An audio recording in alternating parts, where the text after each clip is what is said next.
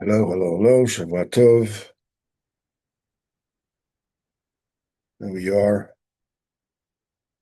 a little more than 2 weeks before Shoshana, it's a shame.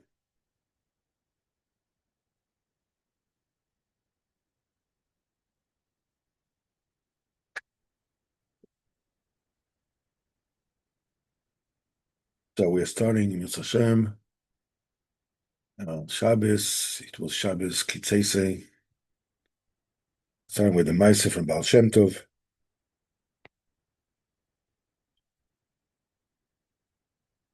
A couple of Hasidim were traveling to the Baal Shemtov,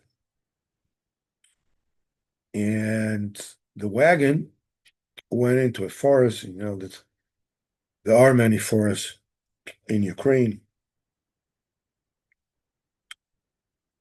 and suddenly, one of the Hasidim noticed there's a candle, a light of a candle burning in the middle of the forest. So they stopped the wagon and they went over to where the candle was. And when they got there,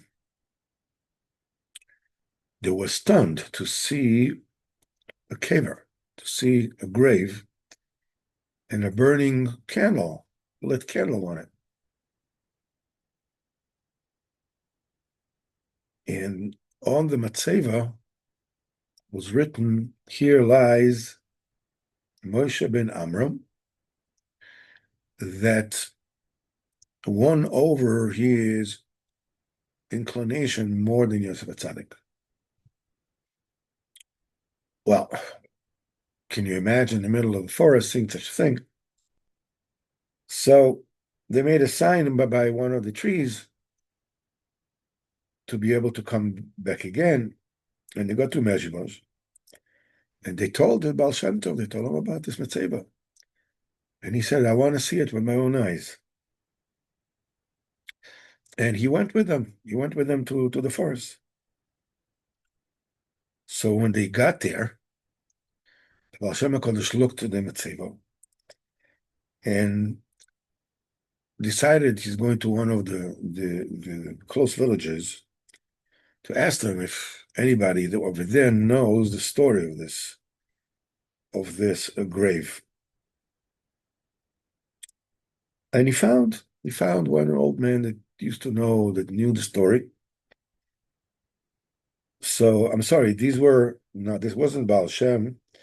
This was Rabbi Baruch of Mezhibos. He's the grandson of the Baal Shem Tov.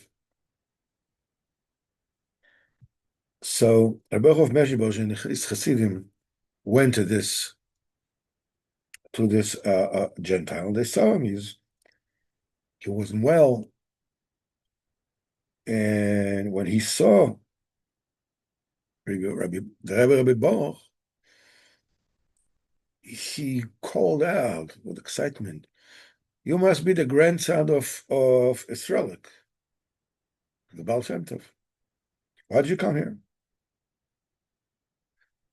So the Rabbi Baruch told him about this Matzeva. He asked him, he says, "Yeah." And he said that he has he has reached his extremely old age.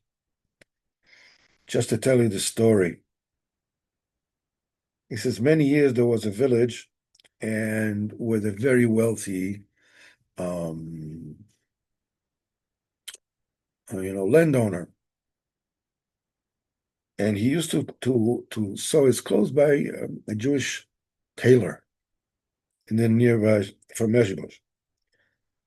And when he needed alterations made, he would ask the tailor to send him his apprentice, a Jewish boy. His name was Moshe, and he would stay in his house for a couple of days, do the alterations, and go back home. And this rich landowner had a single daughter that hadn't found a husband yet, and the the dutifulness and the seriousness of this boy, of this Moshe, they liked it. The landowner and his wife. So decided, he's someone that they would like, to be a husband for their daughter. So they asked him to come over, and he came for a few days. Now, this landowner did everything that the boy will enjoy himself. At a certain point in time, they made him an offer that he should marry their daughter. But Moshe refused, totally refused. I'm a Jew, I cannot marry a non-Jewish woman. But the landowner and his wife, didn't take no as an answer. They told him that if he will marry the daughter, he's going to inherit this entire, all these lands and everything. And he said, no way, absolutely not. There's nothing good to talk about. Well, this landowner was not used to people saying no to him, especially, uh, a Jew or an apprentice to a tailor. So he locked up the Bahar in a room and told him, I'm giving you a little more time to think about it. Another day, the Bahar, Shumpani Valfa, no way. And the daughter was extremely offended. What do you mean the Bahar doesn't want her? So she closed herself in her room, and her condition started, going downhill. One day, her parents found out that she died. No, you can understand who it is that they directed all their pain, all their anger. No, our daughter died because of you. And the landowner told him, now you will have to join her in her death. And he called some of his servants, and they jumped this much and they killed him. And his body was buried the same grave as their daughter. As time went on, the tailor started wondering what the heck happened with his apprentice. But the landowner, made himself, was all innocent. So, I don't know, he finished his work and he went away. And the tailor thought, these are words of truth. And Moshe took his secrets to his grave. It says one day, at that time, it says, I was a shepherd in those areas, and I would sleep at night in an open field. So one day, your grandfather, Israelik, woke me up from my sleep and asked me to come with him. And we went to that grave of the landowner's daughter. And under his orders, I dug up the grave and I dug up the body of this Moshe, and I carried it to the forest. And there I dug a new grave. And I put the matzeva on it. And when I finished, so Surulik promised me, because I helped him, he was granted a very, very, very long life. And he said, your grandfather told me that one day his grandson will come. And he said, I will tell him a story. And he told him the story of Moshe and the Matzeva.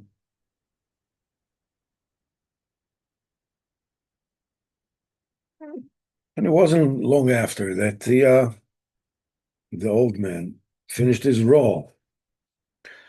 Very, very old man.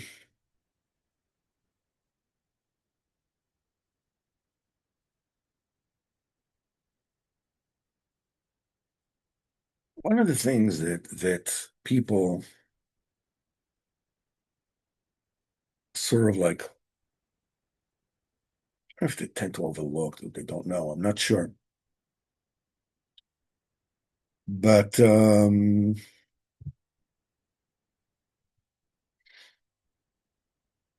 they don't realize that tzaddikim, especially tzaddikim, the Baal Shemtov or Rabbeinu HaKodesh, their dominion is both this world and the next one.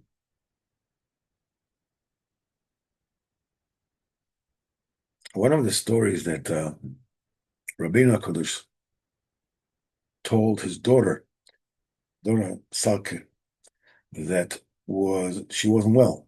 So Rabbeinu told her three stories, and with this he healed her. And one of the stories was about the Maharsha. The Maharsha, one of the great commentators on the Talmud. I believe that 1600, I'm not exactly sure uh, when he lived. Anyhow, the Maharsha was known, he was the Rav of the town. He was like, so everybody knew him. The Maharsha used to tie his hair, used to tie his hair to the ceiling while he was learning. So if he would fall asleep, you know, it'll pull his hair and he will wake up and continue learning. And until this day, if you learn Gemara and you want to know that you actually understood the Gemara, you understood Rashi, and you understood Tosfos, you learn the Maharsha. If you don't understand the Maharsha, it means you didn't learn Gemara, Rashi, Tosfos. You didn't understand what you learned. If you understand the Maharsha, it means that you learned Gemara, Rashi, Tosfos properly. You understood it. Was a great man. I'm all kind of mices with the Maharsha. He told his daughter three stories about the Maharsha. But the first story was that there was a couple, was not young, and they were childless. They came to the Maharsha and they asked him, no, actually, they didn't come to Maharsha. What happened was that they were building a brand new shul in town, and they sold, the cornerstone. The schus for the cornerstone, they sold it, and this man it was a very wealthy man. He bought the cornerstone, for a great amount of money, and he was mechabed the Maharsha, that the Maharsha should put down the cornerstone. So the Maharsha asked him, said, "What do you want? For giving me such a covet?" So the man told him, me and my wife, we're not young and we have no children. So I would like you to give us a bracha that you will have a son as great as you. Wow. Maharsha said, it's a very, very hard request. He said, for me to grant you this request, you will have to leave this world the minute your wife will become expecting.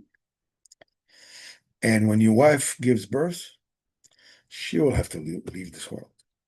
And they bring the child to me, and he will grow in my house. If you are willing to do this, I will grant you what you wish for. So Richmond said, yeah, okay. So he said, not so fast. Go ask your wife. So he spoke to his wife, and she also said yes. And so it happened. She became expecting. Her husband passed away. She gave birth. She passed away, and the child grew in the house of the Maharsha. And while the Maharsha was known as Baal Moifis and tremendous things, This child just sitting down and learning, nobody saw anything by him. And before he passed away, the Maharsha said that this child, this man, that nobody really knew anything about,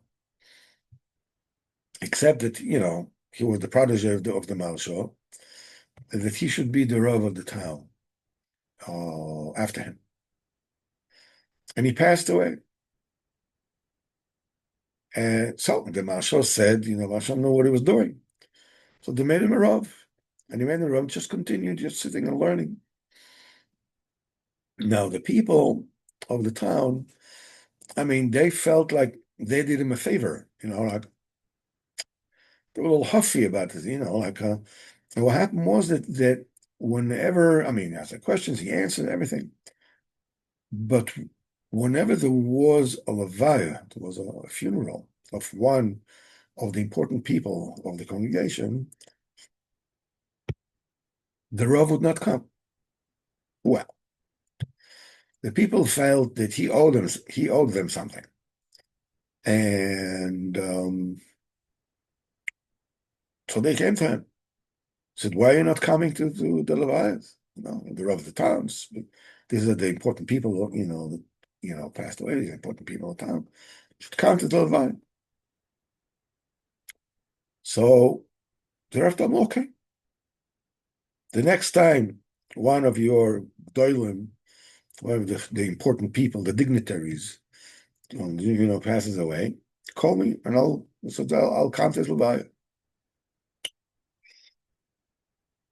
And it so happens that the time came, and one of the chashuvim of the town passed away.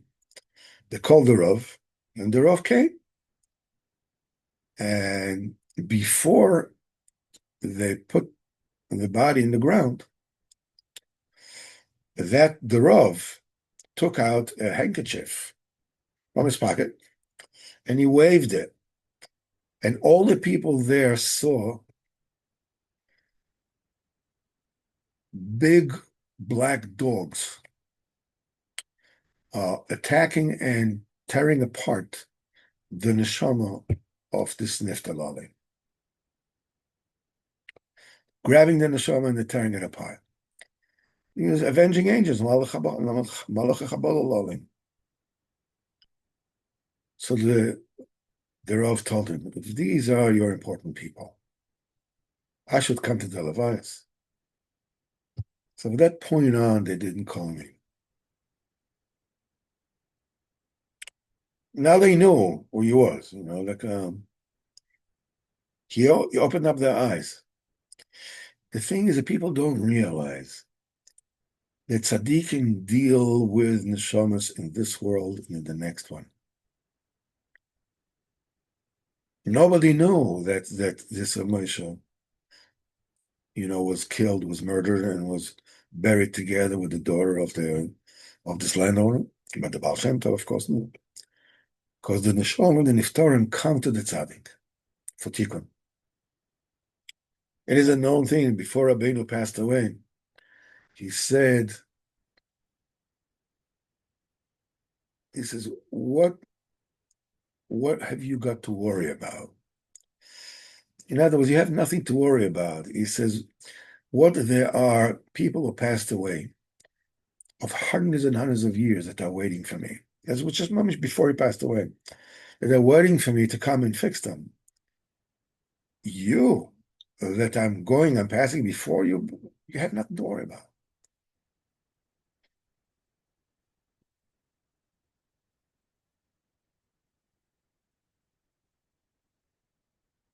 A Jew cannot be killed.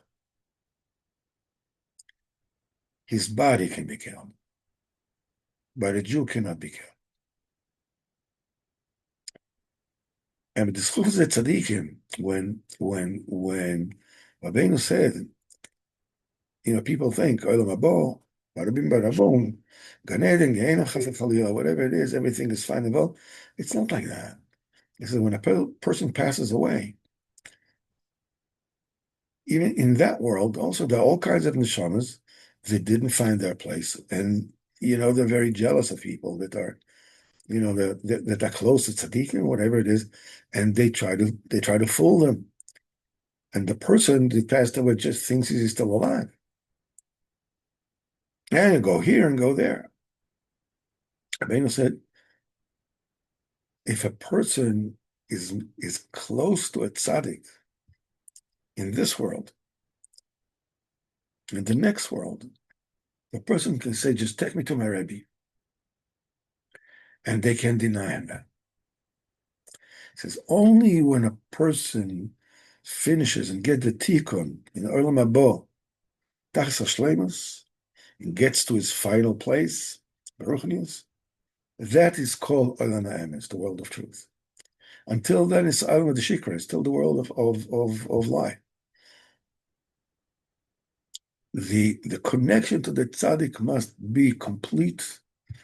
And you have to understand that the connection is not just, well, a person's alive, whatever. It's in both worlds. The tzaddik is the master of both worlds. Yosef was shalit, was mashbil of olam.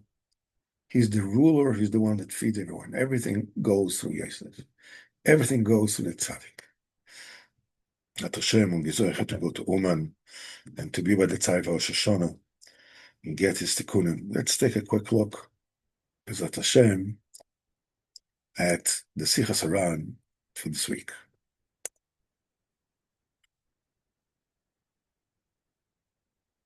The Sichos Haran for this week is Sicha 285.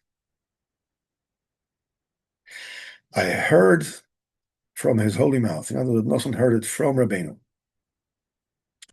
One time, when he waxed immensely for the greatness of the secrets and the mysteries of our holy Torah. And he said, look at Sefer Tikkunim. It's one of the holiest of all the Sforim. The Tikkunim is, people know the Zohar Kodesh is a tremendously holy Sefer. Rabbeinu said, the Zohar Kodesh is the Torah Tosanister of Rebbe Akiva. Reb Shimon Bar Yochai was his student. And he gave over the secrets that he heard from his Rebbe, from Rebbe Akiva. The Chidushim of Reb Shimon Bar Yochai are not in the Zohar, they are in Tikkun Zohar. Tikkun Zohar is a sefer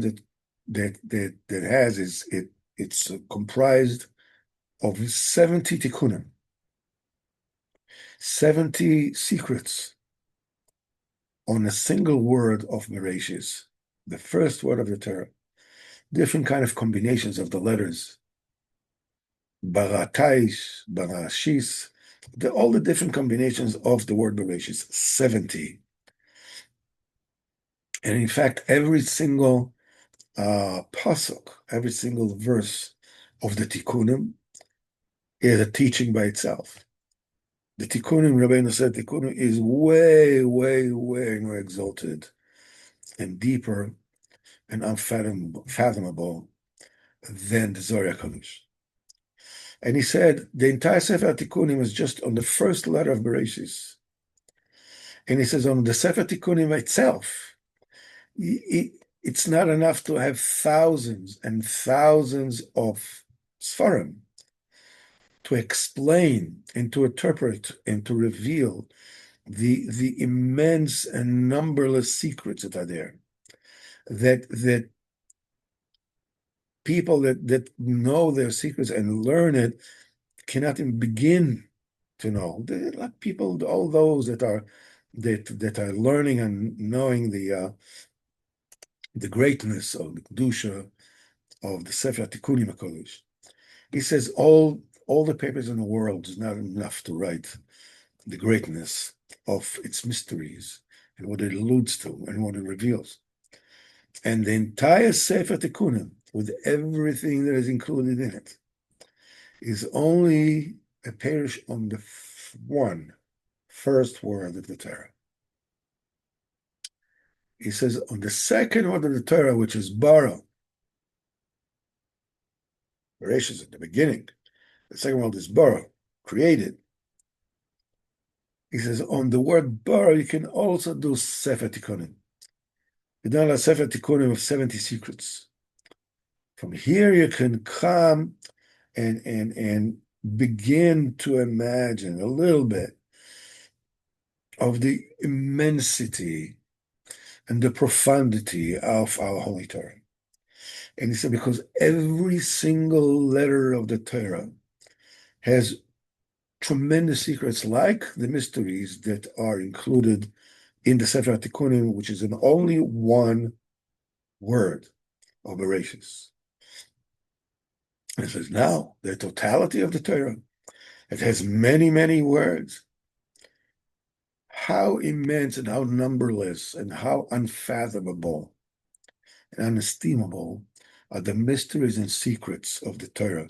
He says it's not possible to explain and to express even in words. That's Sicha 285.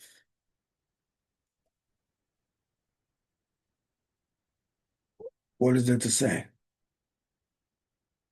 I mean, what is there to say?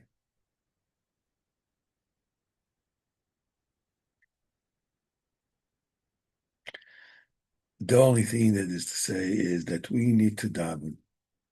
So we will be Zocher to learn every single word of the Torah is infinity. Everything that you don't understand in this world will be Zocher B'zat Hashem to understand in the next one. Oh, yeah. We're in a good place. We're really in a good place. There's one thing that we need to pray for. You know, it comes very easily for us to estimate, to understand or to think that we understand that the bad that we did is bad. But what is very difficult for us to understand, practically impossible for us to understand, is for free choice, it needs to be that way. To understand the goodness of the good that we did.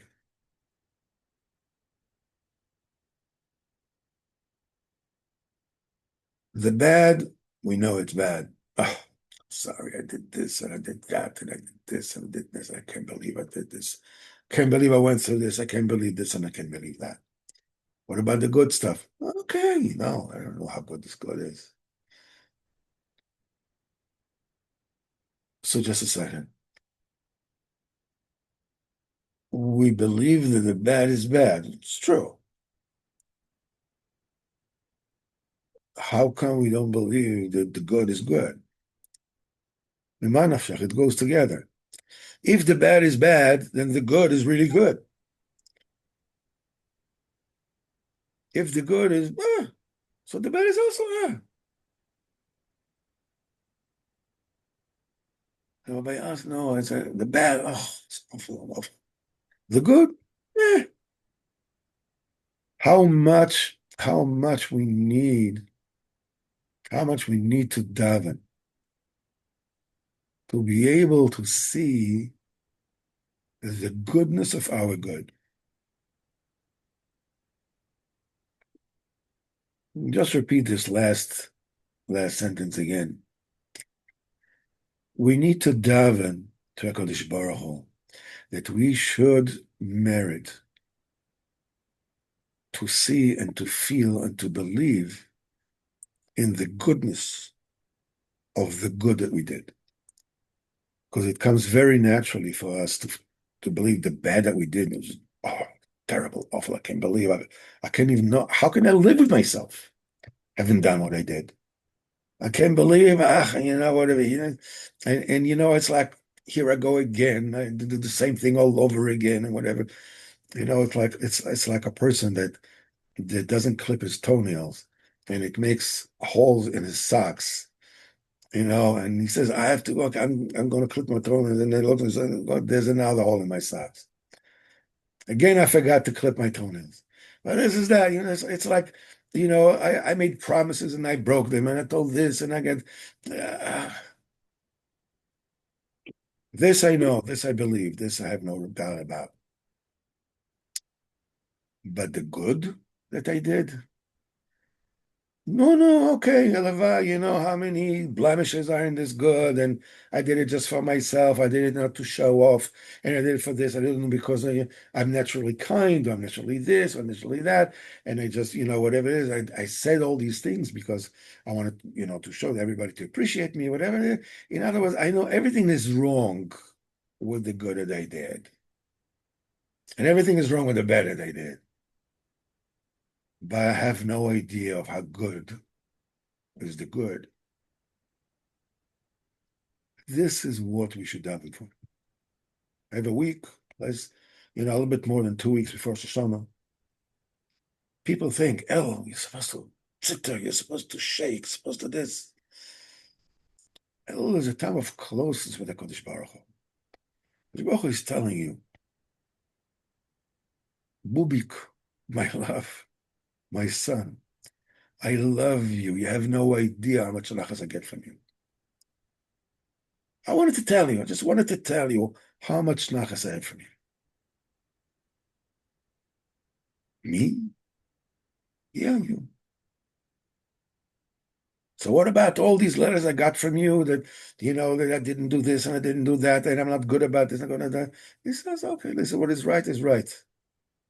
But I just want to let you know that I'm extremely proud of you, extremely proud of you. And I love you to no end. And El Zanila Doidi Doidi Li, I am to my beloved and beloved is to me. This fear, this shaking in the boots that we do in Elul, this is Anila Doidi. What about the Doidi Li? The tremendous love and closeness that HaKadosh Baruch Hu gives us. So from now on, Bezat Hashem, and at least until Rosh Hashanah, do tshuva, yes, akol tov, akol yefet. Devote like 2, 3 minutes to talk about how good you are. On the Kudus tables. Ask Bega Kodesh Baruch Hu to enable you to see how good is your good. When a child believes that he is good, when he makes tshuva on the things that he did wrong, is a lot worse. There's a child, you're not saying the child is a baby having, he's like, um, he's throwing tantrums and he's demanding and he's whatever it is. When he's being reprimanded and he feels guilty, whatever, his entire life is. But when a child is good and his parents make him feel that he's good and he does something which is not right, something which is bad, and he knows he's beloved, he knows he's trusted, and the look of the pain of his father, it's like, in the eyes of his father, it's like, how could I do this? The tshuva of those who realize that they're beloved is much deeper than the tshuva of those that think that Kadosh Baruch Hu is waiting for them behind a corner with a big stick, and to beat him over the head. Elul is a time for simcha. Simcha is the healing for everything. That's a refuah for everything. Kadosh Baruch Hu Hashem will help us that we will, this coming week, will Hashem devote a few minutes every day, a few minutes, even a few seconds, to ask HaKadosh Baruch Hu to be zoicha, to merit, to see the goodness of our good. Mazat Hashem. We'll have gewaldige Woche, good Woche, and a ksiva v'chsima tova, and a gid gebencht year. It's Hashem. We'll see you next week. Kol tov.